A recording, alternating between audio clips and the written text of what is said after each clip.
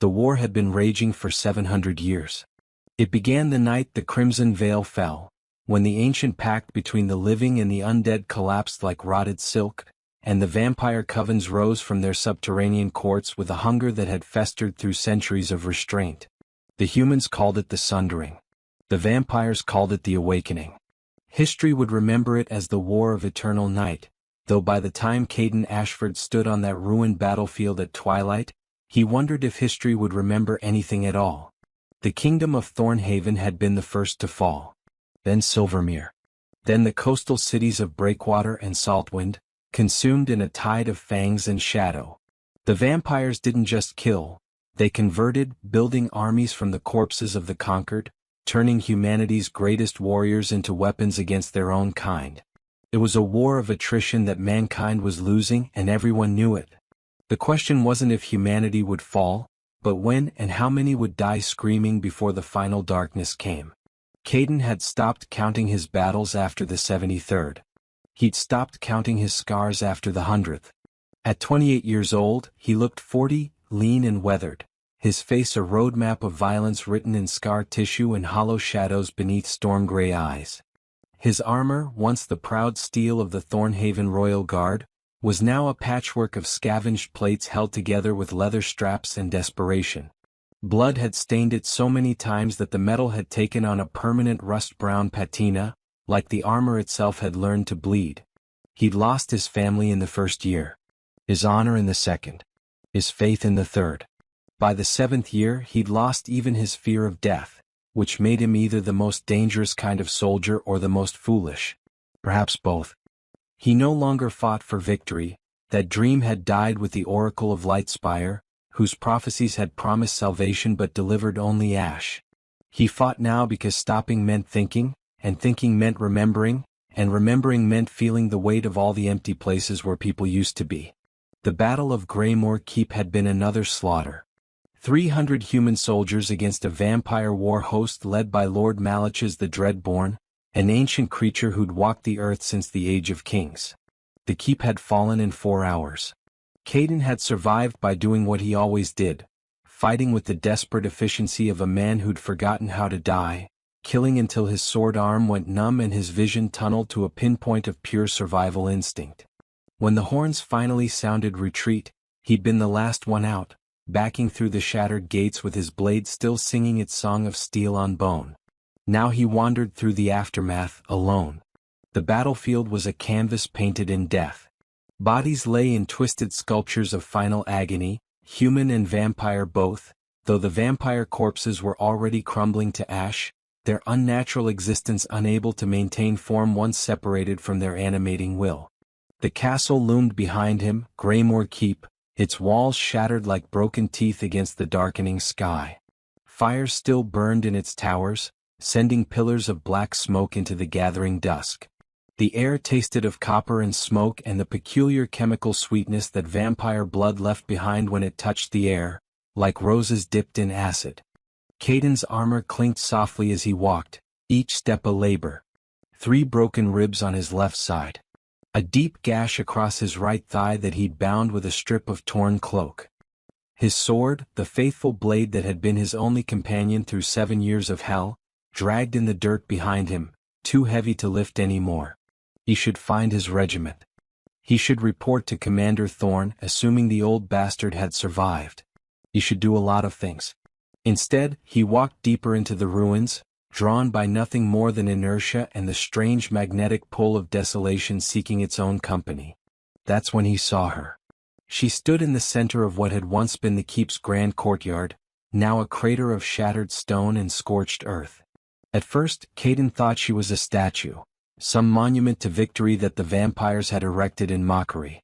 She was too perfect to be real, too still, too composed against the chaos of the ruined battlefield. But then the wind shifted, carrying embers from the burning keep, and her hair moved. Gods above and devils below, her hair moved. She was vampire, that much was instantly, terribly clear.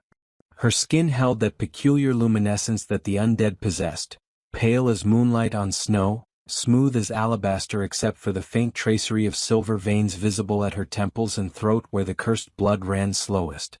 Her eyes, when they fixed on him, glowed with an inner fire, crimson as fresh spilled blood, bright as coals in a forge. They were Predator's eyes, ancient and hungry, set in a face that would have made angels weep with envy. But it wasn't just her beauty that stopped him in his tracks. It was her presence. She wore armor, true armor, not the decorative pieces that noble vampires sometimes affected. Black plate etched with silver runes that seemed to writhe in the flickering firelight, fitted to a figure that managed to be both deadly and devastating. Pauldrons rose from her shoulders like the peaks of distant mountains, and from her back unfurled wings, massive membranous wings that spanned 20 feet from tip to tip, structured with bone and sinew, the membrane between stretched thin enough to catch the dying light and glow like stained glass windows in a cathedral of carnage. A war bride. Caden had heard of them but never seen one. The vampire lord's most elite warriors, chosen not just for their combat prowess but for their ability to inspire terror and desire in equal measure. They were psychological weapons as much as physical ones, designed to make enemies hesitate, to plant doubt in the moment before the killing blow. They were walking contradictions, beauty and death in a single, impossible package. This one was younger than he'd expected, though with vampires, age was always a deception. She might be 50 years dead or 500, there was no way to tell. Her features held an aristocratic refinement that spoke of noble blood before the turning. High cheekbones. A proud nose. Lips that were full and dark, drawn back just enough to show the pointed tips of fangs. Her hair, impossibly long and black as a raven's wing, moved around her in the wind like it was alive, like it had its own thoughts about the world. She was covered in blood, both her own and that of her enemies. It painted her armor in abstract patterns, dripped from the edges of her wings, matted strands of her hair together. In her right hand, she held a sword that looked like it had been forged from a shard of midnight itself, black metal that seemed to drink the light around it. And she was staring at him. Not attacking. Not moving. Just staring. With an expression that Caden couldn't quite read. There was shock there, certainly. Her eyes were wide, her lips parted slightly as if she'd been caught mid-breath. But there was something else too. Something that looked almost like vulnerability? Recognition? No. Impossible. She was vampire. They didn't feel. They didn't hurt. They were hunger and cruelty wrapped in stolen skin, wearing the shapes of the people they'd killed to mock those left behind. That's what the priest said. That's what every survivor knew. The person who'd once inhabited that body was gone, burned away in the transformation, leaving only a clever predator that could wear emotions like masks. So, that look. Caden realized he'd stopped walking. His hand had found the hilt of his sword automatically, though he knew with bone-deep certainty that if she attacked, he was dead. He was exhausted, wounded, barely standing. She was fresh, whole, and probably hadn't even been properly challenged in the battle. War brides didn't die to common soldiers. They were the ones who killed commanders, who turned the tide of battles, who made grown men soil themselves with a glance. You should run. You should at least try to run. Even a futile gesture was better than standing here like a fool waiting to be slaughtered. But his legs wouldn't move. Maybe he was more tired than he'd thought. Maybe those ribs had punctured something important and he was bleeding internally, his body slowly shutting down while his mind played tricks. Maybe he'd actually died hours ago and this was some fevered dream his dying brain had conjured in the seconds between life and death.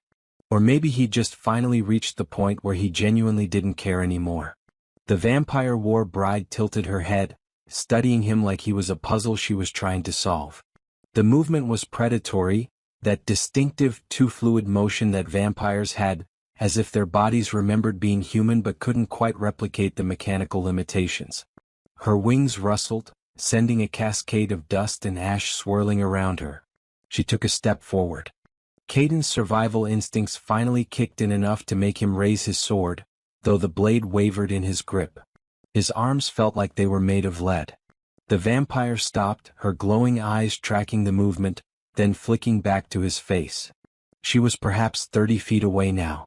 Close enough that he could see the details, the way her armor had been damaged in battle, dented and scored by weapons that had come close but not close enough. The silver clasps that held her cape shaped like screaming faces. The small, delicate points of her ears, which he hadn't noticed before. "Don't," he said, and was surprised to find his voice still worked. It came out rough, scraped raw by smoke and shouting, but steady. "I'm not worth the effort. I'm half dead already. Find someone else to kill."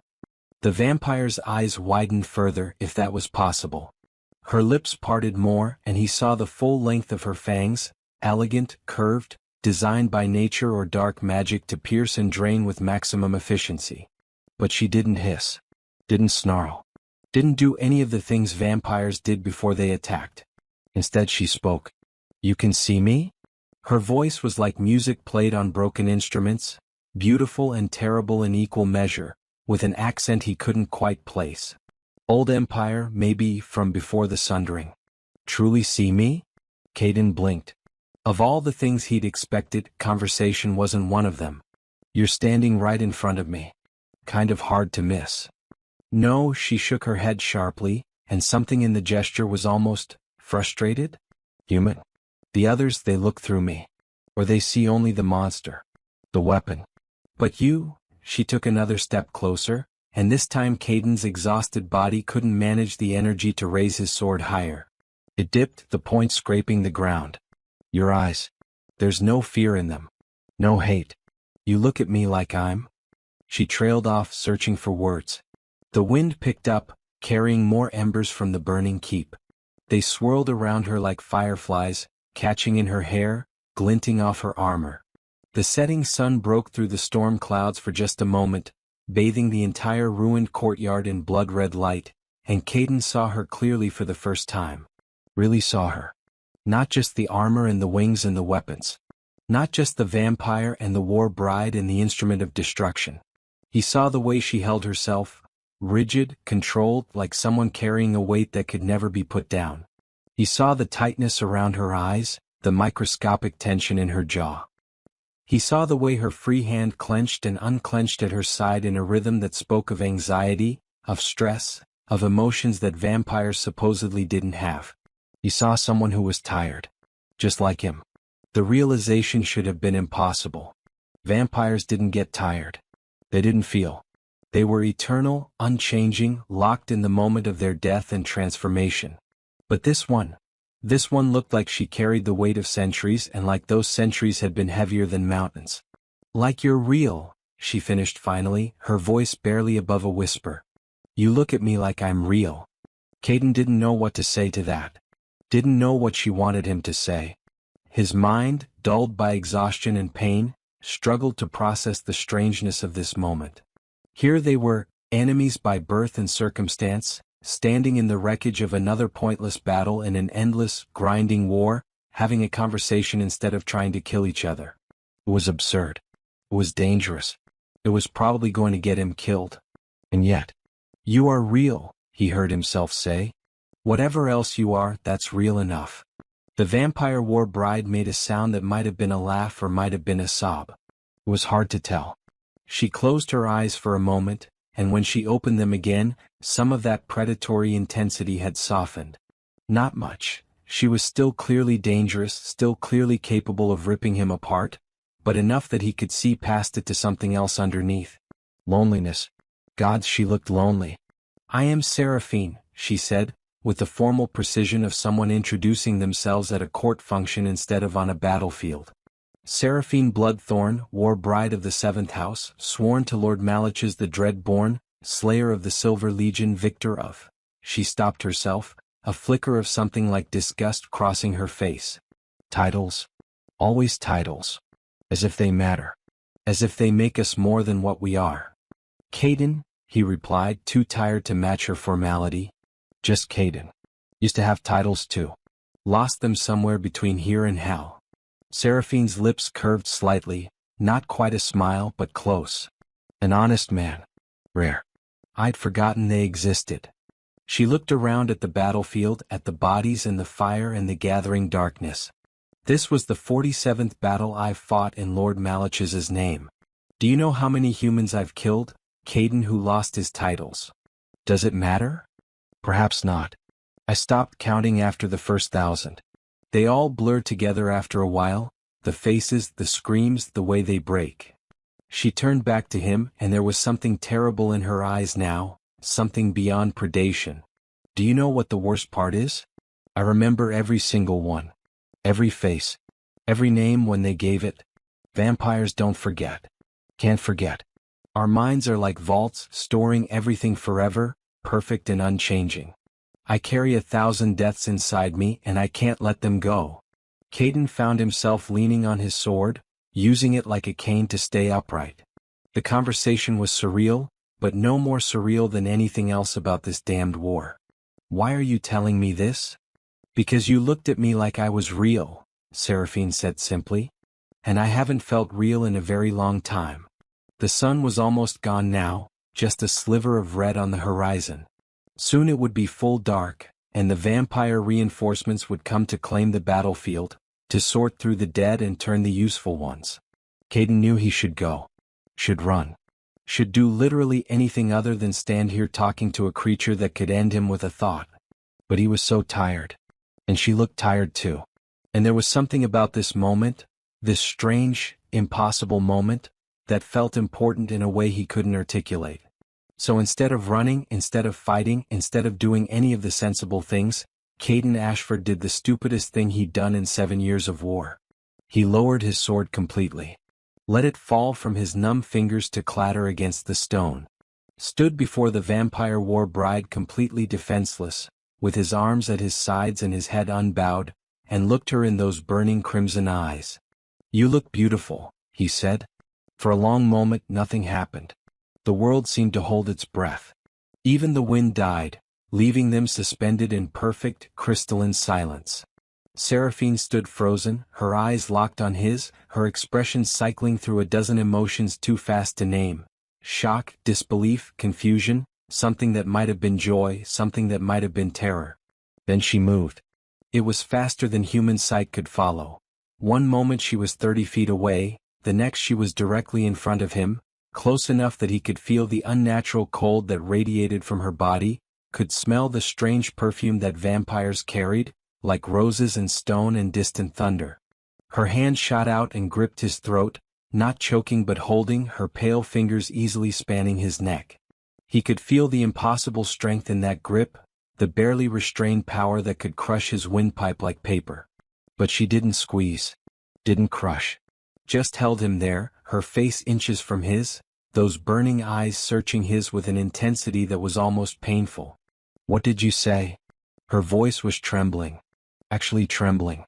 "Say it again." Caden's heart was hammering in his chest, fear finally catching up with what his conscious mind had known all along, that he'd just signed his own death warrant in the stupidest way possible. But he'd said it and he'd meant it and he'd been too honest for too long to start lying now. "You look beautiful," he repeated, quieter this time but no less firm. "Even covered in blood and death and 700 years of darkness. Even with fangs and wings and eyes that glow like hellfire. You're beautiful. And I don't think anyone's told you that in a very long time." Seraphine made a sound that was definitely a sob this time. Her other hand came up to his face, those deadly fingers trembling as they touched his cheek with a gentleness that seemed impossible from something so dangerous. Her thumb traced the line of a scar that ran from his temple to his jaw, following it like it was scripture. 347 years, she whispered. "That's how long it's been since someone called me beautiful. Since someone looked at me and saw anything other than a monster or a weapon or a thing to be used." Her eyes were glistening now, not with tears vampires couldn't cry, but with something that looked like them. "The man who said it was my brother. He said it right before I killed him." Caden's breath caught. "You were turned against your will. Is there any other way?" She laughed bitterly but didn't move her hands from him. "Lord Malachus found me during a siege. I was a soldier then, a real one, not this mockery. I disguised myself as a man to fight, because they wouldn't let women serve openly. I was good. So good that when he broke through our lines and saw me fight, he decided I was too valuable to simply kill. So he turned me instead. Made me into this. His perfect weapon. His beautiful, deadly war bride." Her hand at his throat tightened slightly, not enough to hurt, but enough to remind him how easily she could. Do you know what it's like, Caden, just Caden? To be trapped inside your own body, screaming while it does things you never wanted. To watch yourself kill everyone you ever loved and not be able to stop? I was lucid for the transformation. Where? I felt every moment as the curse rewrote me, felt my soul burning away and this thing taking its place. And the worst part, the absolute worst part, is that it didn't burn it all away. There's still something of me in here. Still enough of the girl I was to remember what it feels like to be human, but not enough to change what I've become. She leaned closer, until her forehead rested against his, until he could see nothing but those burning eyes. I am a monster, Caden. A real one. I have killed thousands. I have enjoyed it. The blood, the power, the fear in their eyes. Part of me loves it. The vampire part. And I hate that part, but I can't cut it out, can't escape it. I ask me now. So when you say I'm beautiful, what exactly are you seeing? The monster? The weapon? Or some fantasy of redemption that doesn't exist? Caden should have been terrified. Should have been begging for his life, or praying to gods he didn't believe in anymore, or at least trying to break free. But he'd been honest before and he'd be honest now. I see someone who hates what they've become, he said softly. Someone who remembers being human and carries that memory like a wound that won't heal. Someone who's tired and lonely and hasn't had a real conversation in 3 centuries. Someone who, despite everything, despite the curse and the blood and the death, still has enough of themselves left to feel pain about it all. He paused, then added, and yes, someone who's beautiful. Both despite and because of all the rest.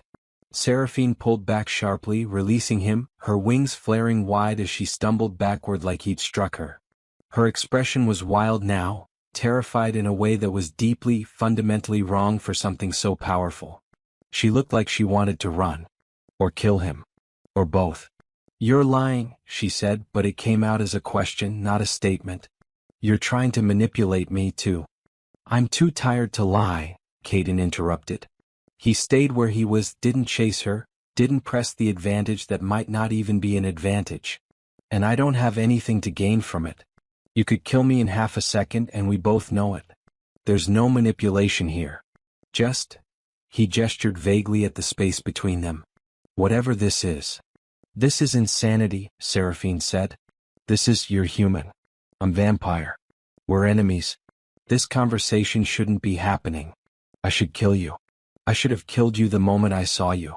Why didn't I? She cut herself off, pressing a palm to her forehead like she was trying to hold her thoughts in.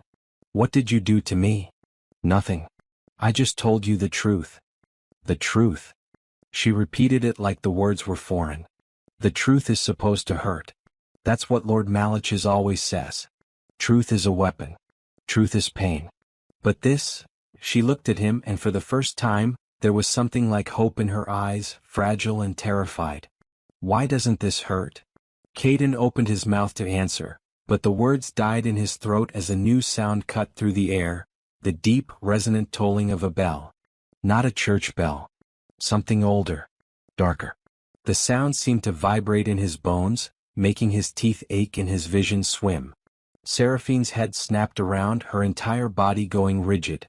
No, she breathed. Not now. Not yet. What is that? The summoning bell. Lord Malachis calls his war brides back.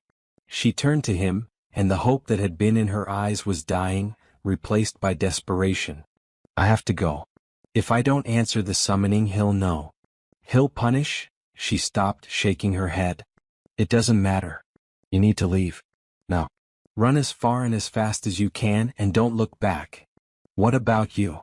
The question seemed to surprise her. What about me? You said you're trapped. Forced to serve. So don't go back. Seraphine laughed, and it was the saddest sound Caden had ever heard. You don't understand. The bond between a vampire lord and their creations isn't just loyalty. It's written into our very essence. If I try to resist, try to disobey the pain, she shuddered. And even if I could somehow break the bond, which I can't, where would I go? Humans would kill me on sight. Other vampire houses would see me as a traitor. There's no place in this world for something like me. The bell tolled again, louder, more insistent. Seraphine gasped, doubling over like she'd been struck. one hand clutching at her chest. Caden saw dark veins spreading from beneath her armor, crawling up her neck like poisonous vines, the physical manifestation of the summoning, forcing her to obey. He moved without thinking, closing the distance between them, catching her before she could fall. She was cold, so cold it hurt to touch her, but solid, real, tangible. Her eyes found his, wide with shock. "What are you doing?" she hissed. "Don't, you can't." "Come with me," he said. It was possibly the most insane thing he'd ever suggested, and that was saying something. "I know a place. Hidden. Safe. Where we can." "Can what?" she interrupted. "Playhouse. Pretend this cursed war doesn't exist? Even if I wanted to, even if the bond didn't drag me back, you'd be harboring the enemy. Your own people would execute you for treason. My own people think I'm dead half the time anyway. And I stopped caring about treason around the same time I stopped caring about survival." The bell tolled a third time and Seraphine screamed, actually screamed, a sound of pure agony that made Caden's blood run cold. The dark veins had spread to her face now, pulsing beneath her skin like living things. She tore herself out of his grip, stumbling backward, her wings beating the air frantically. "I can't," she gasped. I can't. She looked at him one last time and there was so much in that look. Regret. Longing. Desperation. "Find me again, Caden, just Caden. If you're not lying. If any of this is real. Find me again." Then she was gone, launching herself into the air with a powerful downbeat of those massive wings, rising into the darkening sky like an angel cast out of heaven. Caden watched her go, watched until she was just a silhouette against the blood-red clouds, until even that disappeared and he was alone again in the ruins. The smart thing to do would be to run. To find his regiment, report what had happened, warn them about the war bride who'd shown mercy. The smart thing would be to dismiss this entire encounter as a hallucination, a trick, a moment of weakness brought on by exhaustion and blood loss. But Caden Ashford was done being smart. Smart hadn't saved anyone. Smart hadn't ended the war. Smart had just kept him alive to fight another day over and over, until the days blurred together into one endless nightmare. So instead of being smart, he made a decision.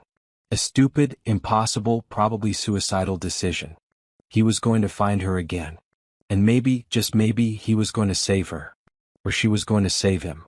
Or they were going to damn each other even further than they already were. At this point it hardly mattered. At least it would be something different. At least it would be a choice. Caden retrieved his sword from where he'd dropped it, sheathed it across his back and started walking. Not toward his regiment. Not toward safety.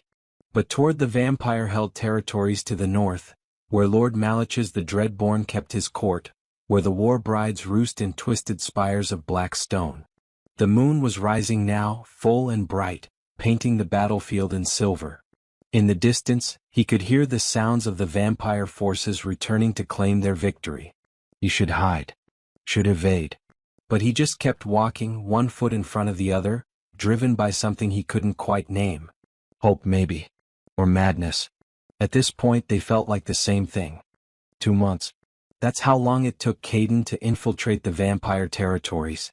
2 months of traveling by night, hiding in ruins during the day, scavenging for food and supplies from abandoned human settlements. 2 months of close calls and narrow escapes, of vampire patrols that passed within yards of his hiding spots, of near misses that should have been deaths but somehow weren't. He told himself it was just luck. Just coincidence. But deep down he wondered if perhaps Seraphine was protecting him somehow, using her influence to steer patrols away, to create openings in their search patterns. It was a nice fantasy anyway. Better than believing he'd just gotten extraordinarily lucky for 8 consecutive weeks. The Dreadborn Citadel rose from the northern mountains like a cancer, a sprawling complex of black stone and twisted architecture that seemed to defy normal geometry. Towers spiraled into the sky at impossible angles. Bridges connected buildings that had no business being connected. The entire structure seemed to pulse with a dark energy that made Caden's skin crawl even from a distance. He'd established a camp in a cave system about 3 miles from the citadel, close enough to observe, far enough to avoid casual detection.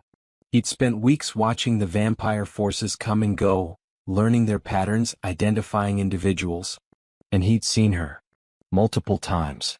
Always at a distance, always moving too fast to make contact, but definitely her. Seraphine. His war bride. Not that she was his. But she felt like it in some strange way he couldn't articulate. Tonight was different though. Tonight she was alone. He'd observed that the war brides went on solo patrols every few nights. Territory sweeps, hunting expeditions, reconnaissance missions. Seraphine's route took her along the mountain ridge to the east of the citadel, a path that wound through narrow defile and past sheer cliff faces. Dangerous terrain for humans. Perfect for an ambush. Or for a meeting. Caden positioned himself on a narrow ledge overlooking her patrol route, hidden in the shadow of an overhang. His heart was hammering, not from fear, though there was plenty of that, but from anticipation. What would he even say? What could he say that wouldn't sound insane or presumptuous or just monumentally stupid? I remember me? The guy you almost killed 2 months ago? I've been stalking you. Want to run away together? Yeah. That would go over well. The sound of wings cutting through air warned him of her approach. He pressed himself deeper into the shadows, watching as Seraphine glided past, her massive wings spread wide to catch the mountain thermals. She was beautiful in flight, graceful and deadly, every movement precise and controlled. She banked around a cliff face, and for a moment he thought she would simply pass by. Then she stopped. Hovering there in midair, wings beating slowly, her head turning to scan the cliff face. Looking directly at his hiding spot. For a long moment, neither of them moved. Then she spoke, her voice carrying clearly in the thin mountain air. I know you're there, Caden, just Caden. I could smell you from half a mile away. She paused. Human. Sweat and steel and that peculiar desperation you all carry. You've been following me for weeks now. Slowly, carefully, Caden stepped out of the shadows into the moonlight. I said I would find you again. Seraphine descended, landing on the ledge with inhuman grace despite the confined space. This close, he could see that she looked different from their first encounter. Thinner, perhaps, if vampires could lose weight. Tired. The glow in her eyes seemed dimmer, and there were new scars on her armor that hadn't been repaired. You're insane, she said flatly. Do you understand that? Completely, certifiably insane. This is vampire territory. The Dreadborn Citadel is 3 miles that way. There are 50 war brides within a 5-mile radius, any one of whom would kill you without a second thought. And you just, what? Decided to take a camping trip? I told you I would find you, Caden repeated. I keep my promises. Why? The word came out almost angry. Why would you do this? Risk this. We had one conversation. One moment. That doesn't mean anything. It can't mean anything. Can't it? Seraphine's hands clenched into fists at her sides. No, it can't. Because I'm a monster and you're human and this war is eternal and there is no world, no possible version of reality, where this ends in anything other than blood and death and regret. Maybe, Caden acknowledged. Probably even. But I spent 7 years fighting in this war, and I've seen nothing but blood and death and regret the entire time. At least this way there's something else too. Something more. What? What could there possibly be? He met her eyes, those burning, beautiful, terrible eyes, and said the thing he'd been thinking for 2 months, the thing that had driven him across hostile territory and into the heart of enemy lands. Hope. The word hung between them like a prayer. Seraphine stared at him, her expression cycling through a dozen different emotions before settling on something that looked like anguish. Hope, she repeated bitterly. Hope for what? A happily ever after? A redemption arc? Some fairy tale ending where the monster becomes human again and true love conquers all. She shook her head violently. That's not how this works. That's not how any of this works. I am damned, Caden. Literally, actually damned. My soul is forfeit. My humanity is gone. There is no coming back from this. I'm not asking you to come back from it, Caden said. I'm asking you to come forward. To choose something different. To be something more than just Lord Malich's weapon. I can't. The words were ripped from her throat, raw and painful. The bond? can be broken. Everything can be broken. You just need to want it badly enough. And then what? Seraphine demanded. Say impossibly I could break the bond. Say I could somehow escape without Lord Malich's hunting me down and making an example of me. Then what? Where do we go? What do we do? The humans will kill me on sight. The vampires will kill us both for treason. There's no neutral ground in this war. No safe harbor. No. There's the Thornwood Sanctuary, Caden interrupted. A hidden place deep in the Whispering Forest. It was a monastery once before the war. Now it's a refuge for deserters, refugees, anyone trying to escape the conflict. Both human and vampire. Seraphine blinked. That's a myth. A story soldiers tell themselves to justify running away. It's real. I've been there. That's where I was heading when I detoured to find you. He took a step closer, cautiously, like approaching a wild animal. They have wards, protections, magic that keeps both sides from finding them. And they have a witch, someone who knows blood magic who might be able to help with the bond. For a long moment, Seraphine just stared at him. Then she laughed, a broken, desperate sound that was more sob than humor. You're serious? You actually, gods and devils, you're completely serious. I am. This is insane. Yes. We'll probably die. Probably. I could kill you right now. Turn you into Lord Malich's, gain his favor, maybe earn a higher position in the war host. You could, Caden agreed. But you won't. Why not? He smiled, the first genuine smile he'd managed in longer than he could remember. Because you called me beautiful in return. You didn't say it out loud, but you thought it. I saw it in your eyes. And that means this matters to you too, whatever this is. Seraphine opened her mouth, closed it, opened it again. No words came out. She looked utterly lost, standing there on that narrow mountain ledge with the citadel glowing darkly behind her and the moonlight painting her wings in silver. She looked like a woman standing at the edge of a cliff, deciding whether to jump. I'm scared, she finally whispered. I haven't been scared in 300 years. Fear is a human emotion. The curse burned it away. But I'm looking at you, at this impossible thing you're offering, and I'm terrified. Good, Caden said softly. That means you're still human enough to know what matters. The silence stretched between them, filled with the sound of wind and distant night birds and the faint, terrible humming of the citadel's dark magic. Caden waited. He'd said his piece. The choice had to be hers now. He wouldn't push. Couldn't push. This only worked if she chose it freely. Finally, after what felt like an eternity, Seraphine spoke. If we do this, if I even try this, the moment I act against the bond, Lord Malich's will know. He'll send every war bride, every death knight, every vampire soldier and his host after us. We'll be hunted across the entire continent. I know. You'll be branded a traitor to humanity. Vampire sympathizer. Consorting with the enemy. If your own people catch us, they'll execute you just as surely as the vampires will. I know that too. We might not make it to this sanctuary of yours. We might die in the first hour. This might be, probably is, a suicide mission with extra steps. Seraphine, Caden said gently. I know all of this, and I'm still standing here. Still asking. The question is, what do you want? She closed her eyes. Took a breath she didn't need, old human habit reasserting itself. When she opened them again, there was something different there.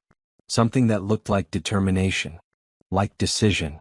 I want, she paused, seeming to test the words. I want to choose. For the first time in 347 years, I want to make my own choice. Then choose. Seraphine looked at him, really looked at him like she was memorizing every detail. Then, slowly, deliberately, she reached up and unclasped something from around her neck. A pendant, black iron, shaped like a stylized bat. The symbol of Lord Malich's house. His brand. His claim on her. This is treason, she said, holding it in her palm. The moment I remove this, the moment I cast it away, I'm declaring rebellion. There's no going back from it. I know. Last chance to run, Caden, just Caden. Last chance to throw it away. She smiled then, A real smile, genuine and bright and devastating. Then she turned and hurled the pendant off the cliff with all her supernatural strength, sending it sailing into the darkness of the valley below. They both watched it fall, a tiny point of dark metal spinning end over end until it vanished from sight. For a heartbeat, nothing happened. Then Seraphine screamed. She collapsed to her knees, hands clawing at her chest, her back, her throat, anywhere the invisible bonds had been anchored. Caden dropped beside her, catching her before she could pitch off the ledge, holding her as her body convulsed. He could see the dark veins again, the same ones that had appeared during the summoning, but worse now. They covered her entire visible skin, pulsing and writhing like they were trying to tear their way out of her. "Fight it," he urged, holding her tight despite the unnatural cold that burned his hands. "You're stronger than it. You're stronger than him." "It hurts," she gasped. "Gods, it hurts, everything's burning, I can't." "Yes, you can. You're the strongest person I've ever met. A little pain isn't going to stop you." "Little?" She would have laughed if she could breathe. This is. Her words cut off as her body went rigid, back arching, wings flaring to their full span. Caden held on, refusing to let go even as her supernatural strength threatened to shake him loose. He could feel her trembling, could see the tears, actual tears, blood-red tears, streaming down her face. Then suddenly it stopped. The dark veins receded, fading like shadows before dawn.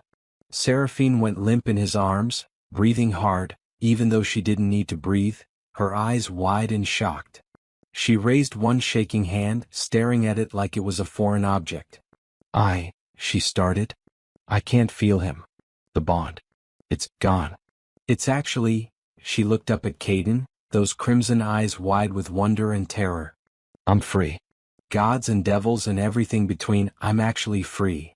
Then, from the direction of the citadel, a sound split the night. A roar that wasn't quite human and wasn't quite beast, something ancient and furious and terrible.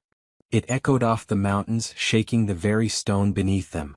Seraphine's head snapped around, and her expression shifted from wonder to horror. "He knows. Lord Malich's knows. We have to." "Run," Caden finished.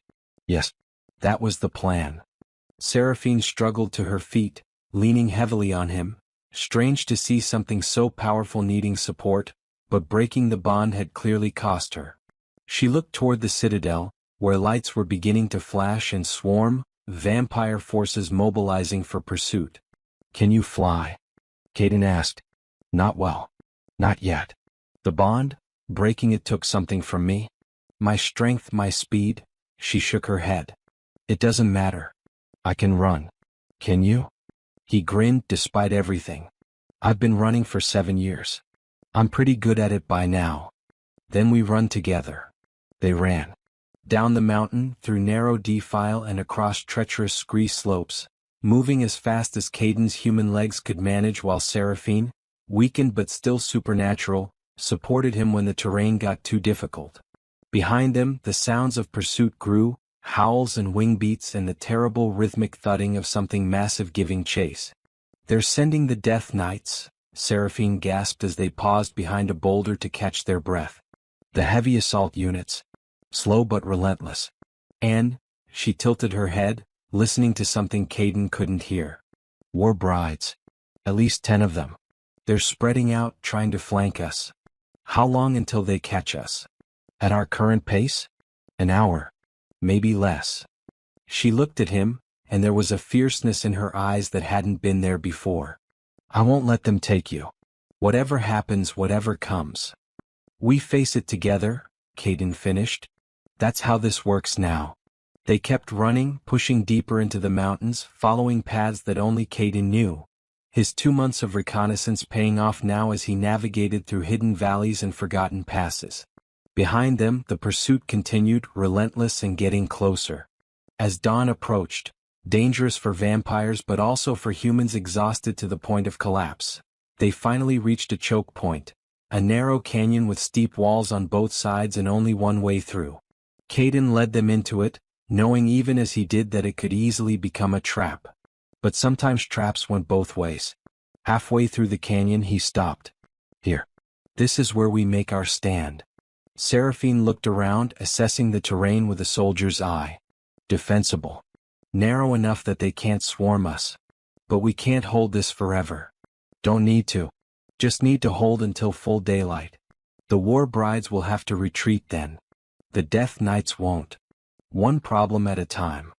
They position themselves back to back in the center of the canyon, Caden with his battered sword and Seraphine with her midnight blade.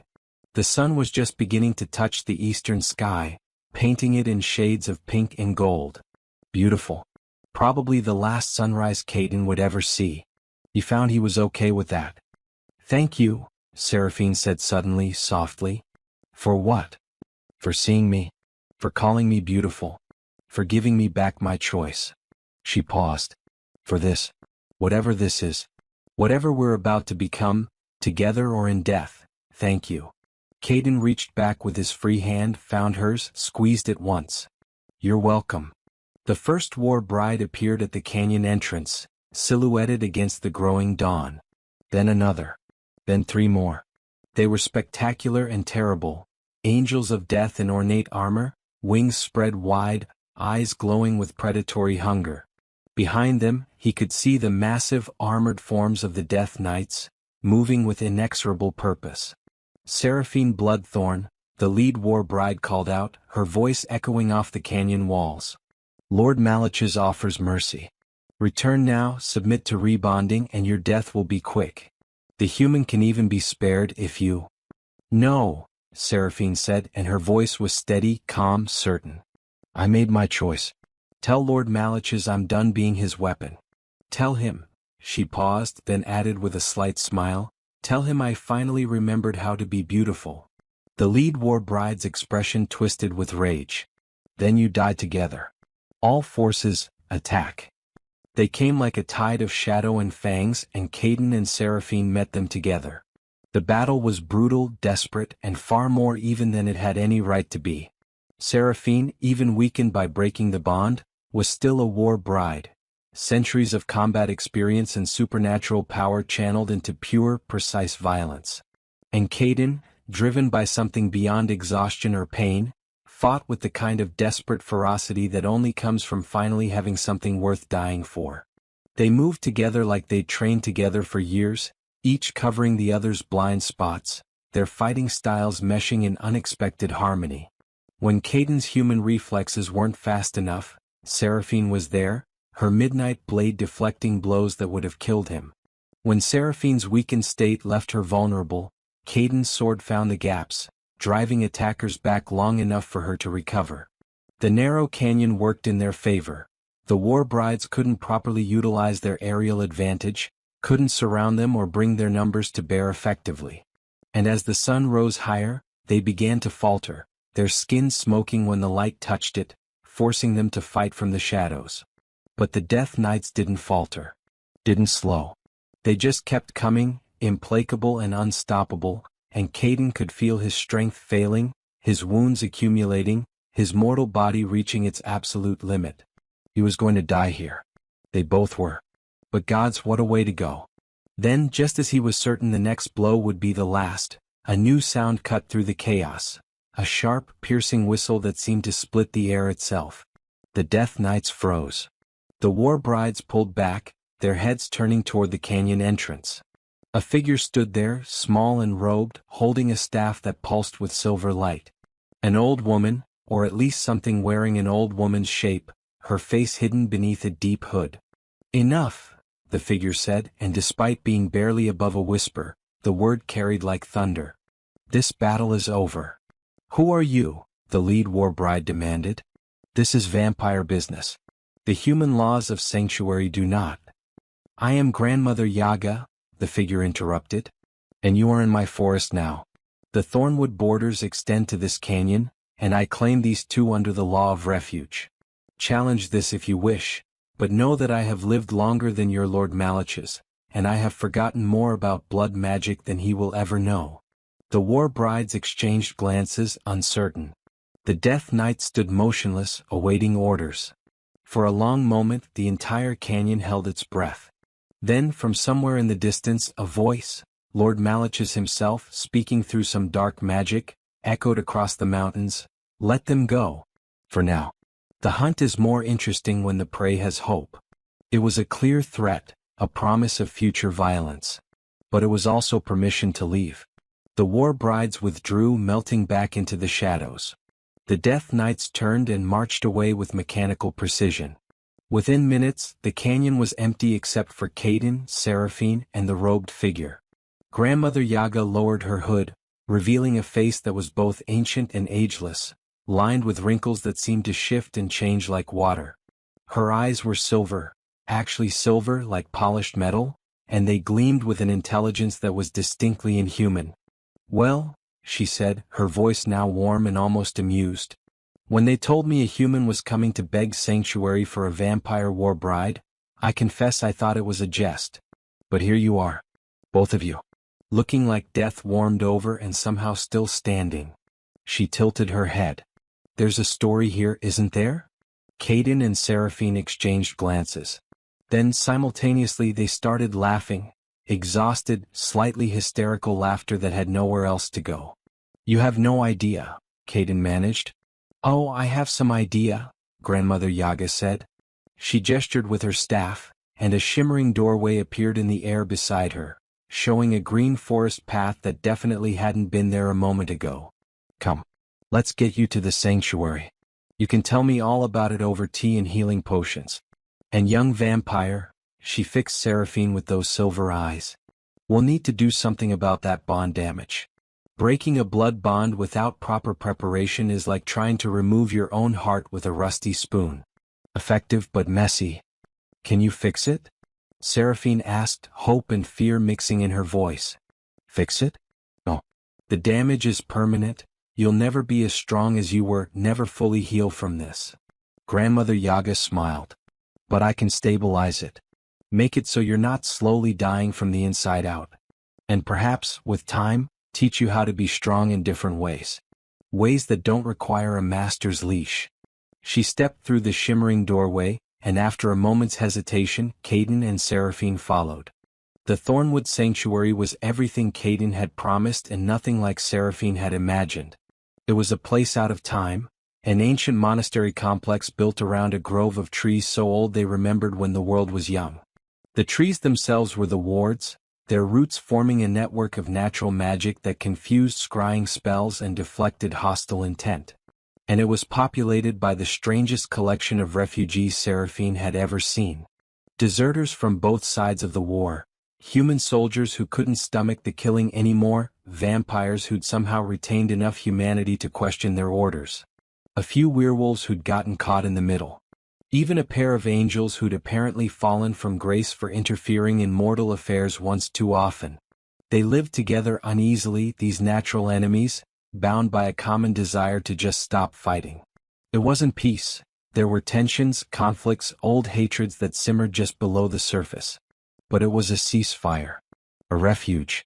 A place to remember what it felt like to be something other than a soldier. Grandmother Yaga set them up in a small cottage on the edge of the grove, privacy being important, she said, for people who'd spent so long being watched and controlled. The cottage was simple but comfortable, with a main room, a sleeping loft, and a cellar for Seraphine to escape the sunlight if needed. The first few weeks were difficult. Seraphine's body was breaking down from the bond damage, requiring constant magical intervention just to keep her stable.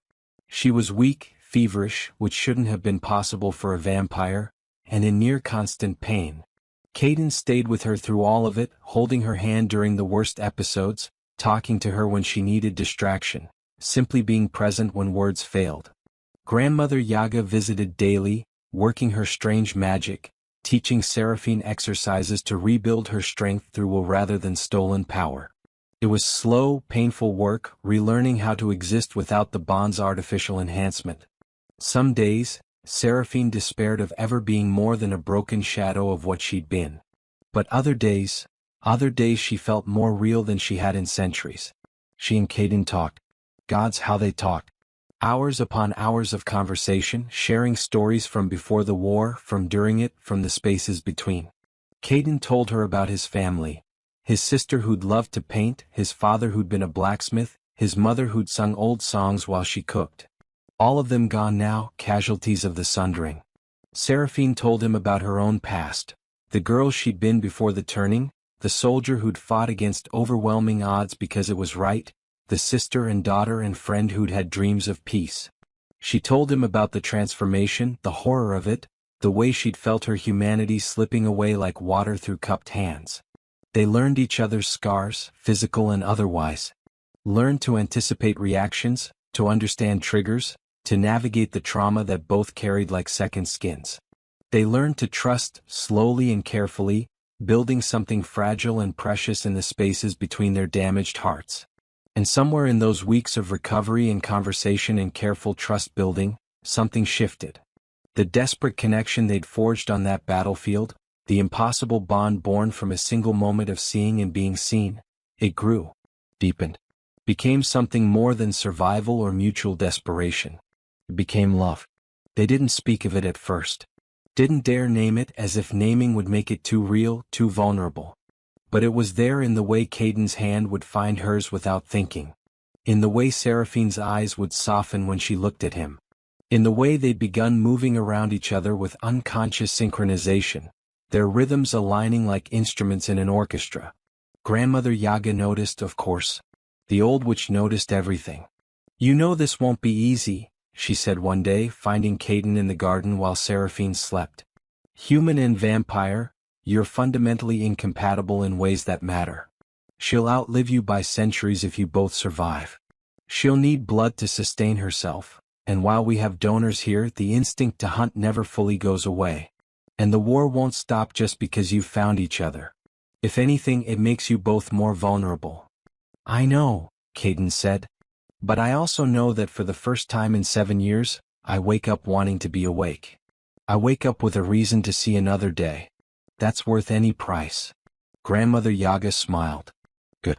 Just making sure you understood the bill before it came due." She paused, then added more softly, "For what it's worth, I think you're good for each other. She's remembering how to be human, and you're remembering how to be alive. That's no small magic what you've done." As the weeks became months, Seraphine slowly stabilized. Her strength returned, though not to the level she'd had as a bonded war bride. She was weaker now, more vulnerable, but also more herself. The predatory edge that had defined her for centuries began to soften, replaced by something that looked like peace. She learned to feed ethically, taking small amounts from willing donors rather than killing. She learned to exist in sunlight for short periods, using protective clothing and charms Grandmother Yaga provided. She learned to be part of a community rather than a weapon in someone's war. And she learned to love, really love, not the pale imitation that vampires sometimes affected. To love with the full, terrifying vulnerability that came from choosing to care about someone who could hurt you, who would inevitably die, who was fragile and mortal and beautiful because of it. Caden, for his part, learned to lay down his sword. Not permanently, he still trained, still maintained his skills in case the war found them, but he learned that there was more to existence than fighting. He took up carpentry, helping to repair buildings in the sanctuary. He learned herbalism from one of the older refugees. He even started smiling again, real smiles, the kind that reached his eyes. They built a life together in that small cottage on the edge of the grove. Not a perfect life. There were nightmares, flashbacks, moments when old instincts reasserted themselves.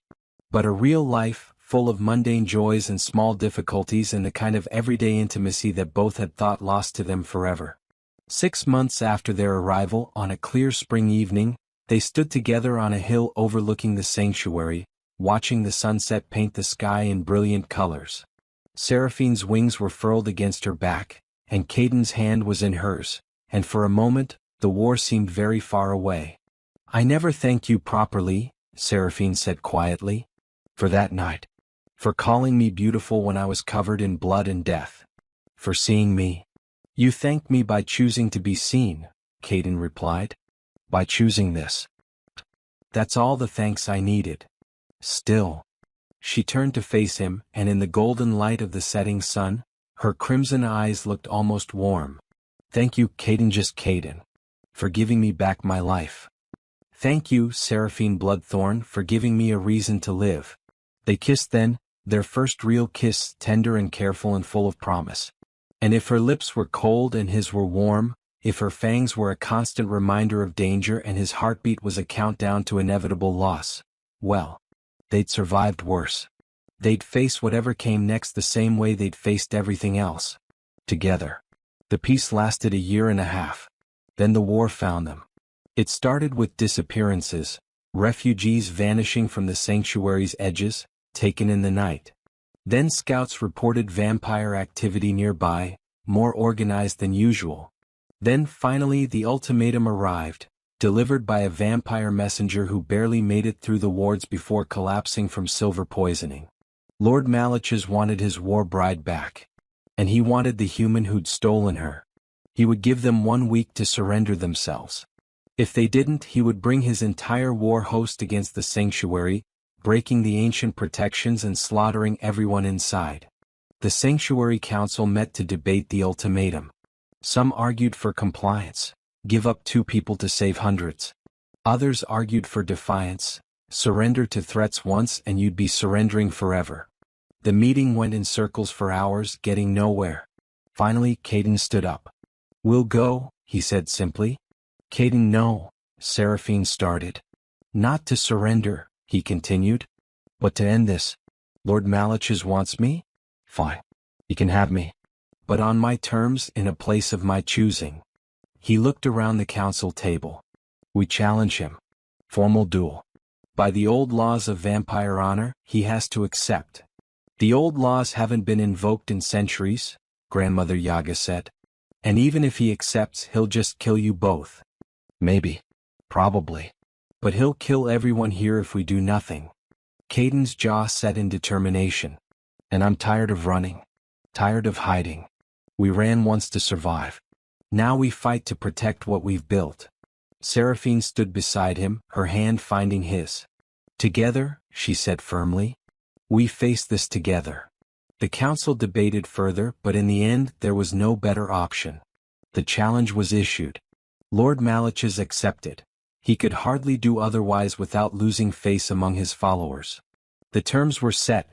Single combat, Caden and Seraphine against Lord Malach's and a champion of his choosing. To the death. Winner takes all. If Lord Malach's won, the sanctuary would be spared but Caden and Seraphine would die. If they won, the war host would withdraw and leave the sanctuary alone. Everyone knew it was a death sentence. Lord Malach's had been walking the earth for 2,000 years. His chosen champion would be equally formidable. Caden was just a man, a skilled warrior, yes, but ultimately mortal. And Seraphine, while a war bride, was weakened from breaking her bond. They had no chance. But they went anyway. The duel was held in a neutral location, the ruins of Greymoor Keep, where Caden and Seraphine had first met. Fitting, in a circular sort of way. The battlefield where their story began would be where it ended. Lord Malach's arrived with his full war host, 1,000 vampires strong, arrayed in formation around the ruined courtyard. He was magnificent and terrible, ancient beyond measure, his form almost human but wrong in ways that hurt to look at directly. His eyes were not red but black, empty voids that swallowed light. He wore armor that seemed to be made from shadows themselves, constantly shifting and reforming. His chosen champion was inevitably a war bride, Seraphine's replacement, a warrior named Carmilla who'd been bonded to take her place. She was everything Seraphine had been at full power, fast, strong, merciless. Caden and Seraphine stood together in the center of the courtyard, exactly where they'd stood 18 months ago. The symmetry was not lost on either of them. "Any regrets?" Caden asked quietly as they waited for the signal to begin. "Not one," Seraphine replied. "Even if this is the end, especially if this is the end, I wouldn't change a moment of it." "Good. Because I meant what I said that night. You're beautiful. And brave. And the best thing that ever happened to me." She smiled, that soft, genuine smile she'd learned to wear again. "You're not so bad yourself for a human who can't fly." The signal came. The duel began. It was the fight of their lives. Literally. Caden and Seraphine fought with everything they had, every skill, every trick, every ounce of determination and desperation. They moved as one, their bond deeper than any blood magic, forged in choice and trust and love. Where one faltered, the other was there. When one fell, the other pulled them back up. They fought brilliantly.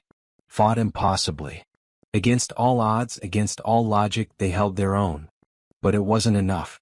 Lord Malich's was simply too powerful, too ancient, too skilled. And Carmilla was what Seraphine had been, bonded, enhanced, without mercy or hesitation. One by one they landed blows. One by one injuries accumulated. Caden's sword broke. Seraphine's wing tore. Blood, red and dark, painted the stones. Finally, Caden went down hard, Lord Malich's blade through his shoulder, pinning him to the ground. Seraphine screamed, launching herself at the ancient vampire with everything she had left, but Carmilla intercepted her, bearing her down beneath superior strength. It was over. They'd lost. Lord Malich's stood over Caden, his empty eyes showing something that might have been satisfaction. You fought well, human. Better than expected. But bravery without power is just another word for futility. He raised his blade for the killing blow. Any last words? Caden, blood streaming from a dozen wounds, vision dimming, looked past Lord Malich's to where Seraphine lay pinned beneath Carmilla. Their eyes met across the courtyard. And despite everything, despite the pain and the death and the failure, he smiled. Worth it, he said. The blade fell. And stopped. Not through Lord Malich's volition. But because Seraphine had suddenly, impossibly, thrown off Carmilla and crossed the distance between them in the blink of an eye, catching the blade in her bare hand. Blood poured from the wound, but she didn't let go. Her eyes, when they met Lord Malich's, were blazing with something beyond rage. Something like revelation. No, she said, and her voice echoed with power that hadn't been there before, different from the bond's enhancement but no less potent. You don't get to take him. Not him. Not now. Not ever. Impossible, Lord Malich's said. You're broken. The bond.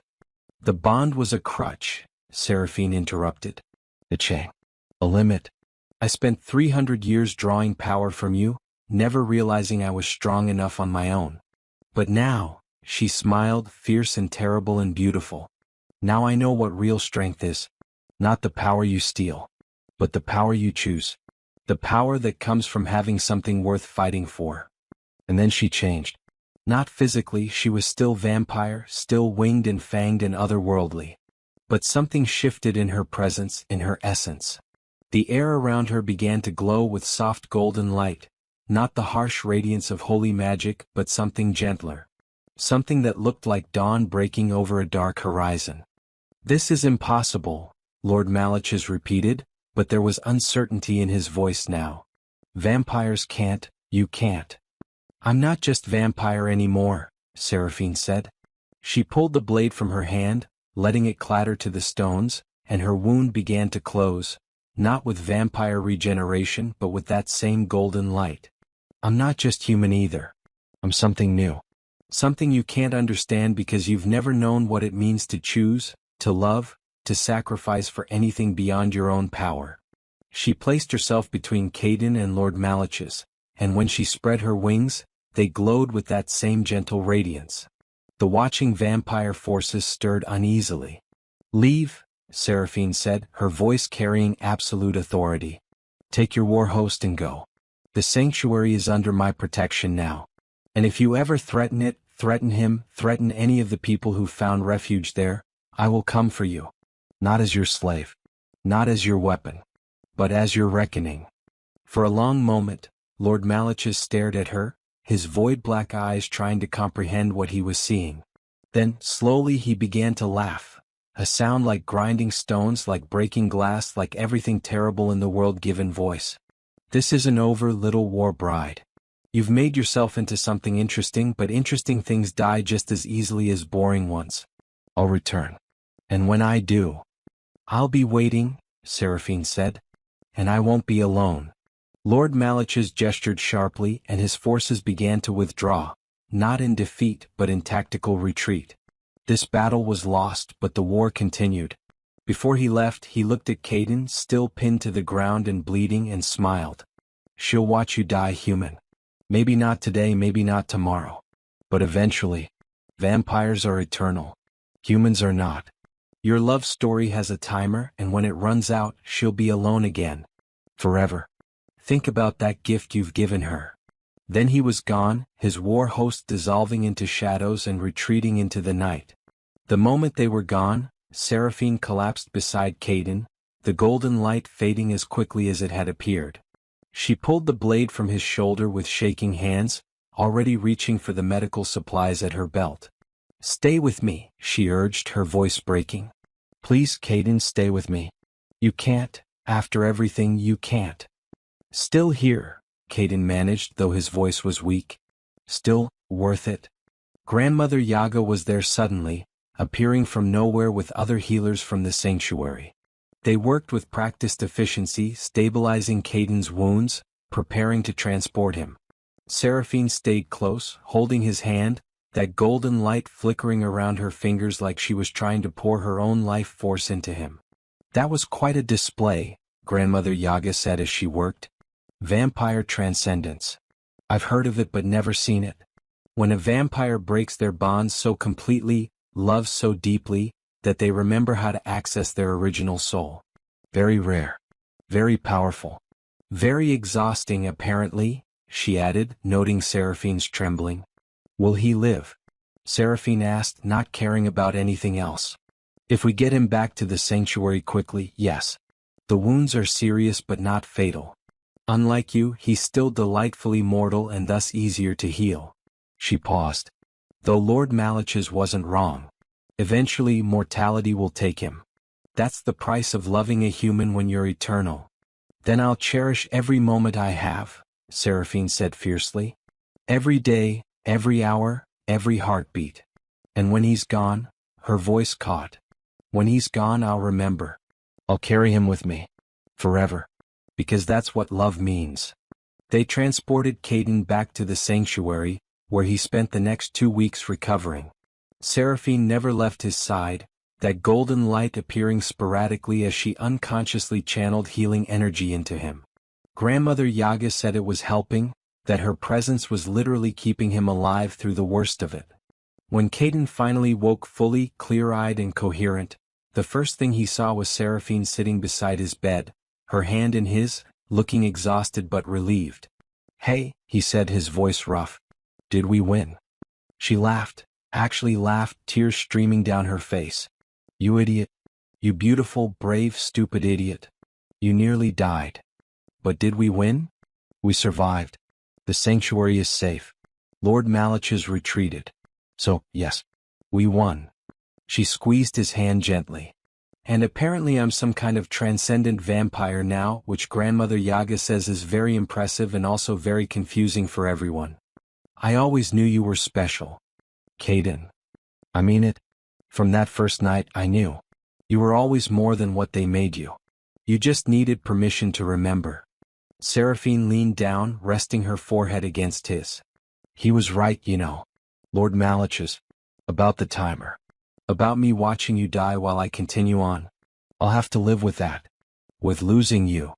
Everyone who loves someone has to live with that eventually," Caden said. "That's not a curse. That's just life. And it doesn't make it less worth it."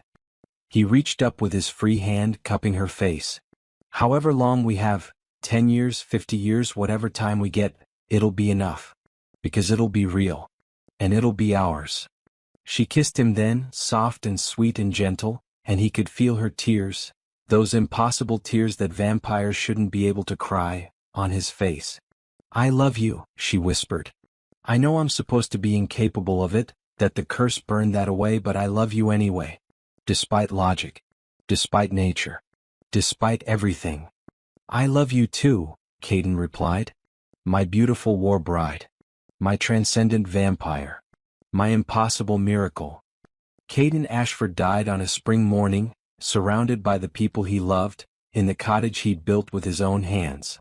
He was 58 years old, ancient by the standards of the war where most soldiers didn't make it past 30.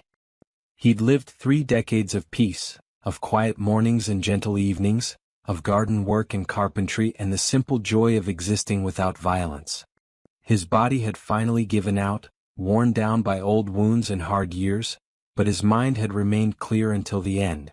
Seraphine held him as he took his last breath, that golden light surrounding them both, easing his passing. She sang to him, an old song from before the war, from before the sundering, from when the world was young and they were both different people. Her voice was beautiful and broken, and the tears that fell were real.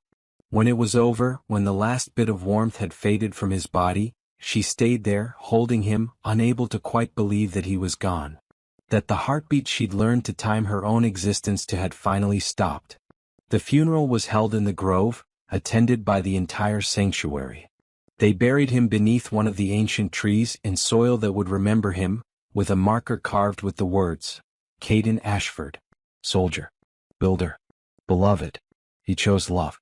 Seraphine stood at the grave long after everyone else had left, staring at the freshly turned earth, feeling the weight of eternity pressing down on her shoulders. This was it. The timer Lord Malach's had mentioned. She'd known it was coming, had tried to prepare, but nothing could really prepare you for this moment. She was alone now. Would be alone for centuries to come. Maybe forever. The thought should have broken her. Should have sent her spiraling back into darkness, into despair, into the monster she'd been before. But it didn't. Because Caden had been right. The time they'd had, it had been enough. Not because it was long, but because it was real. Because every moment had mattered. Because they'd chosen each other over and over, day after day, building something beautiful in the ruins of a broken world. And she carried him with her now, not as a weight but as light. In her memories. In the lessons he'd taught her. In the way she saw the world, the way she moved through it, the way she chose to be in it. You made me human again, she said softly to the grave. Not by changing what I am, but by reminding me who I was. Who I could still be. She placed a hand on the marker, that golden light flickering around her fingers. I'll keep that promise. I'll remember. I'll carry you. Forever. And I'll live in a way that honors what you gave me. She stood there until the sun set, until the stars came out, until the night wrapped around her like a familiar cloak. Then finally she turned and walked back toward the sanctuary, toward the life she'd built, toward the community she'd sworn to protect. She was alone. But she wasn't lonely. Because you could carry people with you even after they were gone. Especially after they were gone. That was the secret Lord Malach's had never learned, that no amount of power could teach, that love didn't end with death. It transformed, evolved, became something deeper and more enduring. In the years that followed, Seraphine became a legend in her own right. The transcendent. The war bride who remembered how to love. She defended the sanctuary against all threats, using that golden light that had awakened in her through love and choice. She taught other vampires who came seeking escape from the war, showing them that there was another way. She built schools, hospitals, places of healing. And she never forgot the human who'd looked at her on a ruined battlefield and called her beautiful. Who'd seen past the monster to the person beneath. Who'd given up everything, safety, honor, his very life, just to give her back her choice. Every spring, on the anniversary of Caden's death, she would sit by his grave and tell him stories. About the sanctuary, about the people they'd saved, about the world slowly learning to heal. She told him about her life, which was his life too, in all the ways that mattered. And sometimes, when the light hit just right and the wind moved through the trees in a certain way, she could almost hear his voice replying. Worth it, it seemed to say. All of it. Every moment. Worth it. And she would smile, that soft, genuine smile he taught her to wear again, and agree. Because love wasn't about forever.